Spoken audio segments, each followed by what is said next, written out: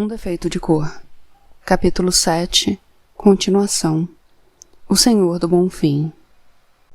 Em meados de janeiro, eu e o Fatumbi continuamos as visitas às feiras de Santos, e achei melhor deixar você em casa quando fomos passar 4 ou 5 dias em Itapajipe, para as festas do Senhor do Bonfim. Pegamos um saveiro em frente à Nossa Senhora do Cais, e fomos admirando a cidade vista da Bahia. Sempre surpreendente, mesmo para quem já a viu muitas vezes. Ficamos hospedados na casa de amigos mussurumins e recebemos uma espécie de féria diária de um caixa organizado pelo Sanin, que recolhia mensalmente de todos os mussurumins que pudessem pagar a quantia de R$320, que era mais ou menos a féria de um dia de trabalho de um escravo de ganho. Esse dinheiro era usado para situações como aquela e para a compra e distribuição de livros do Alcorão, pagar alfaiates e tecidos para fazer abadás, para ajudar os mussurumins escravos que precisavam guardar o dia santo deles, mas não eram aliviados da féria diária cobrada pelo dono, para fazer as festas santas e para ajudar na compra de alforrias. Era uma quarta-feira e a festa do Bonfim começaria na quinta, mas, quando nos aproximamos do cais, já era grande o número de embarcações ancorando com pessoas de vários locais, principalmente do Recôncavo, que iam pedir graças ou pagar promessas. A igreja era uma construção imponente, não muito grande, mas muito bonita, que ficava no alto da colina do Bonfim, com a fachada coberta de azulejos brancos e muitos adornos por todos os lados. Ficava em uma região tranquila, habitada por muitos pretos e brancos de condição de vida mais simples, como pescadores, carpinteiros, alfaiates, costureiras, lavadeiras, engomadeiras, santeiros, sapateiros e vendedoras de comida. Mas também era onde estavam construídas ricas casas de veraneio pertencentes a comerciantes, militares e religiosos. A Bahia ficou movimentada e barulhenta com a chegada de saveiros que soltavam rojões ao se aproximarem do ancoradouro, onde deixavam os romeiros, que subiam a colina encoando cânticos de louvor. Os donos da casa, onde estávamos hospedados, só chegariam no sábado, e, com eles, outros mussurumins, pois eles tinham uma consideração muito especial pelo Cristo do Bonfim, ou Oxalá. A festa principal seria no domingo, mas na quinta-feira já foi realizada uma parte muito importante dela, a que mais gostei de presenciar. Não só por estar na companhia de bons amigos que encontrei por acaso, como também pela história que fiquei sabendo, pois sempre gostei de ouvir histórias, como você. Eu te contei tudo o que vi e vivi naqueles dias em Itapajipe, mas acho que não deve se lembrar, faz muito tempo.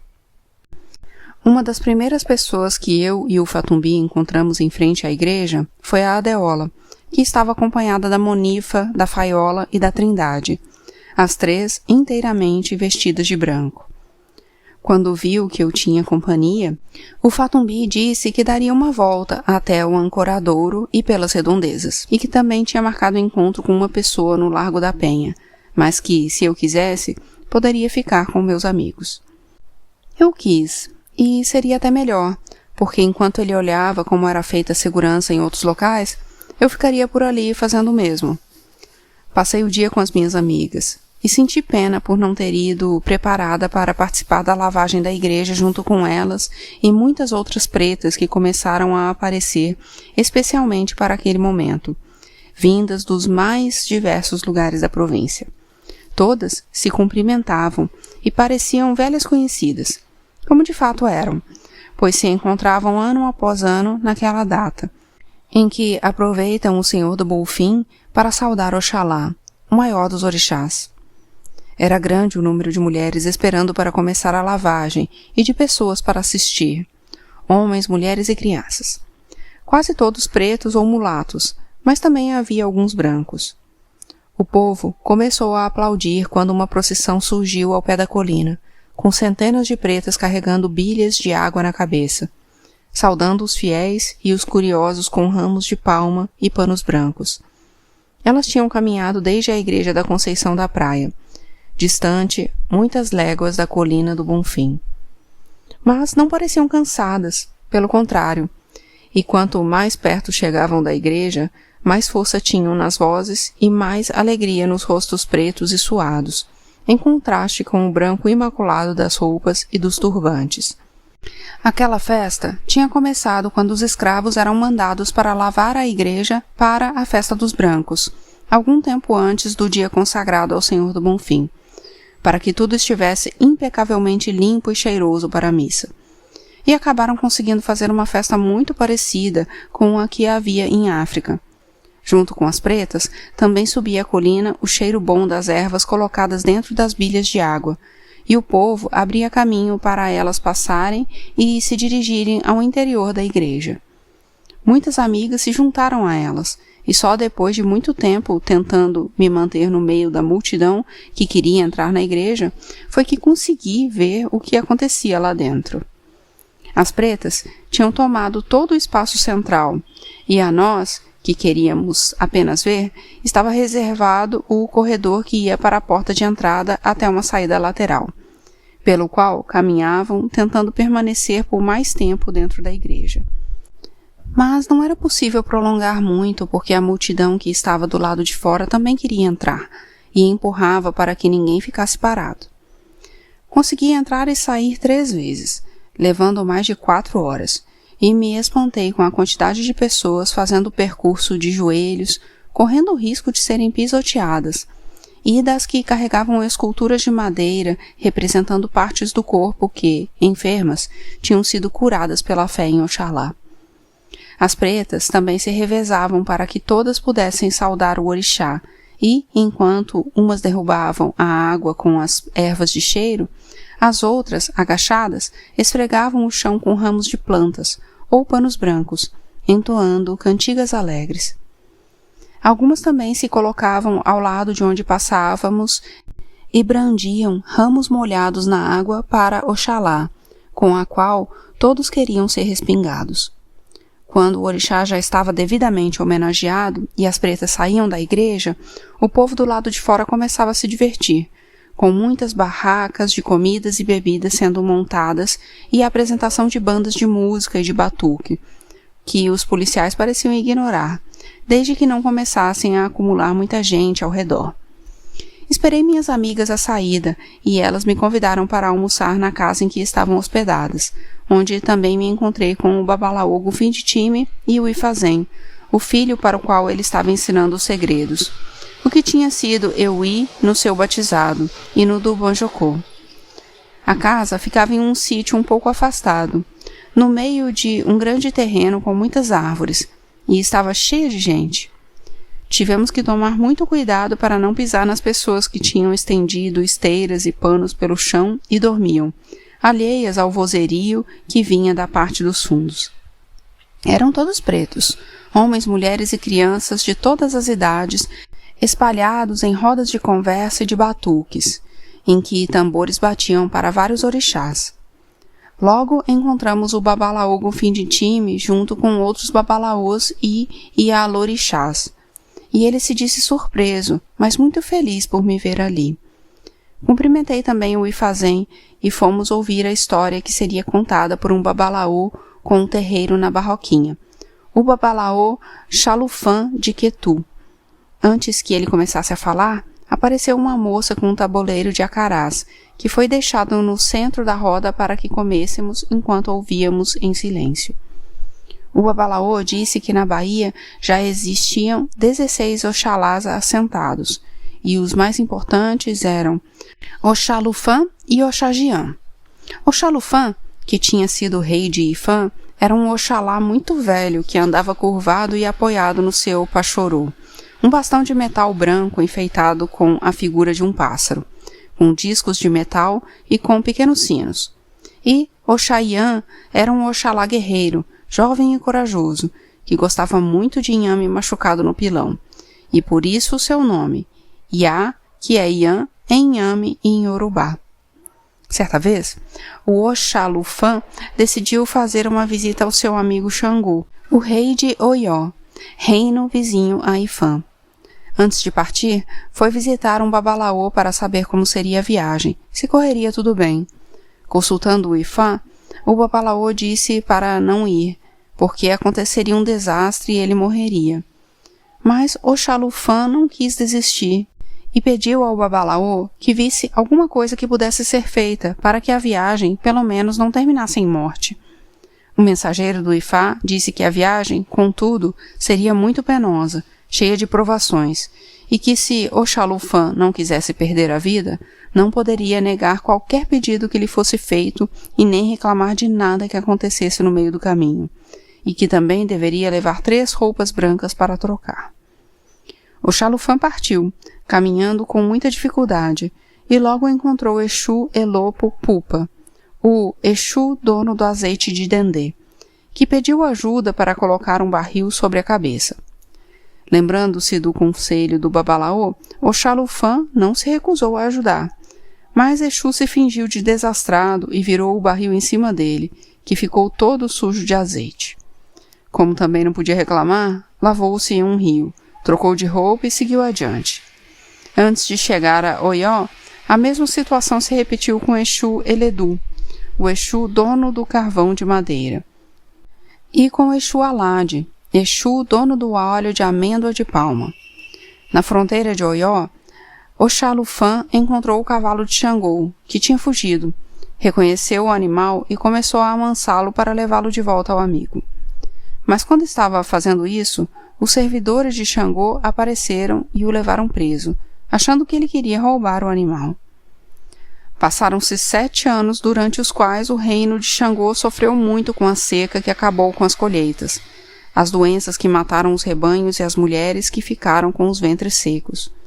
Muito preocupado, Xangô foi consultar um Babalaô, que lhe revelou que toda aquela desgraça era por causa de um velho que estava preso injustamente. Todos os velhos que estavam presos foram levados à presença de Xangô, que reconheceu o amigo Oxalufã e, envergonhado, pediu desculpas várias vezes. Para provar ao amigo o quanto o estimava, Xangô mandou que todos os súditos vestissem branco e fossem buscar água 3 vezes seguidas para lavar Oxalufã, e guardando silêncio em sinal de respeito. Assim foi feito, e o reino de Xangô voltou a prosperar.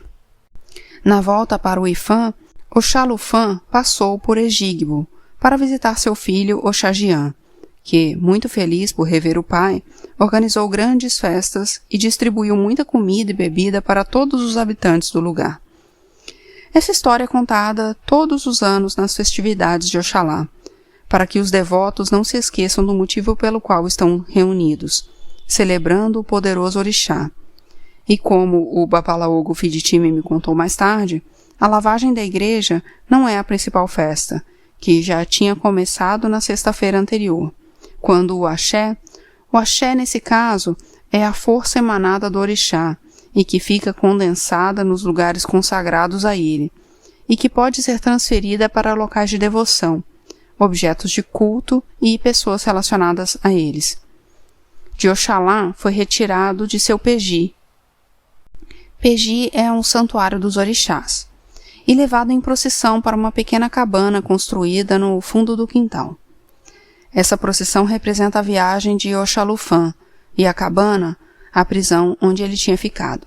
Depois de 7 dias, os 7 anos de cativeiro, é feita a nova cerimônia, chamada Águas de Oxalá, que já estava sendo preparada. Quando o Babalaô Gufiditime me contou o que aconteceria, decidi que queria participar e fui atrás do Fatumbi para avisá-lo, e peguei uma roupa branca com a qual todos deveriam estar vestidos. O Fatumbi ainda não tinha chegado e, por sorte, encontrei um pedaço de papel e escrevi um recado, usando um torrão de barro como pena. Quando voltei, a Adeola disse que assim que começasse a escurecer, todos guardariam silêncio até a manhã seguinte, como tinham feito os súditos de Xangô. Alguns aproveitariam para orar, outros para dormir.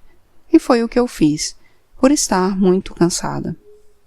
Ainda antes de o sol nascer, sem que precisassem ser chamados, todos se levantaram e se reuniram no meio do terreiro, ao redor de uma Ialorixá, que parecia ser mais velha que Oxalufã.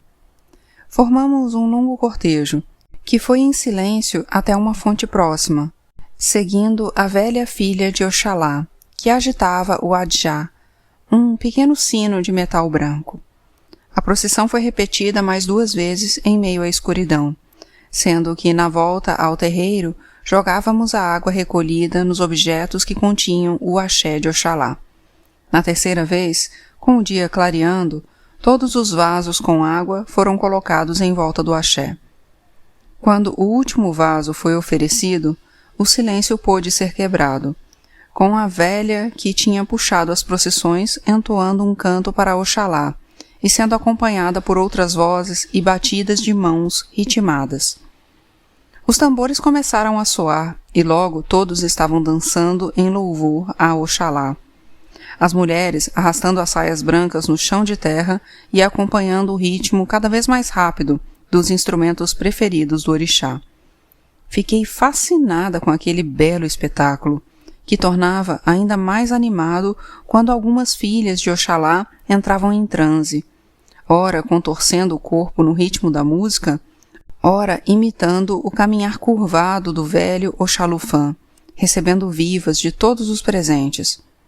O transe era um sinal de que o orixá estava satisfeito com o ritual e queria participar. A festa continuou por toda a sexta-feira e entrou pela noite, e fiquei espantada ao ver que algumas pessoas dançaram o tempo todo sem parar, como se estivessem mesmo possuídas pelos orixás, inclusive a velha Iolorixá.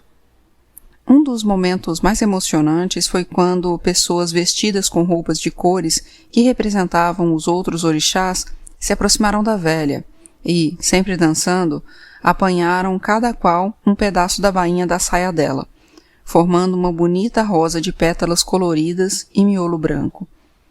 Os instrumentos paravam de tempos em tempos, e a mulher, que eu já achava ser o próprio Oxalufã, dava alguns passos hesitantes, como se fosse tombar, enquanto os outros orixás ao redor curvavam o corpo para a frente e deixavam cair os braços e a cabeça, como se prestassem uma homenagem ou como se estivessem muito cansados, solitários ou com um cansaço de Oxalufã. Ficaram assim por alguns segundos, mas logo a música voltava a encher o terreiro e todos endireitavam os corpos e recomeçavam a dançar com a animação de quem estava entrando na roda naquele momento. Eu me senti muito bem naquela festa, de volta a uma África que nem cheguei a conhecer, junto com pessoas que eu parecia conhecer desde sempre. Cheguei a pensar muito no que estava fazendo envolvida com os muçulmins, que tinham uma religião muito diferente, costumes muito diferentes. E só um pouco antes de me encostar em uma parede e quase desmaiar de cansaço, foi que percebi que a proximidade com eles era outra coisa. Não tinha nenhum laço de fé religiosa, mas de fé na liberdade e na justiça.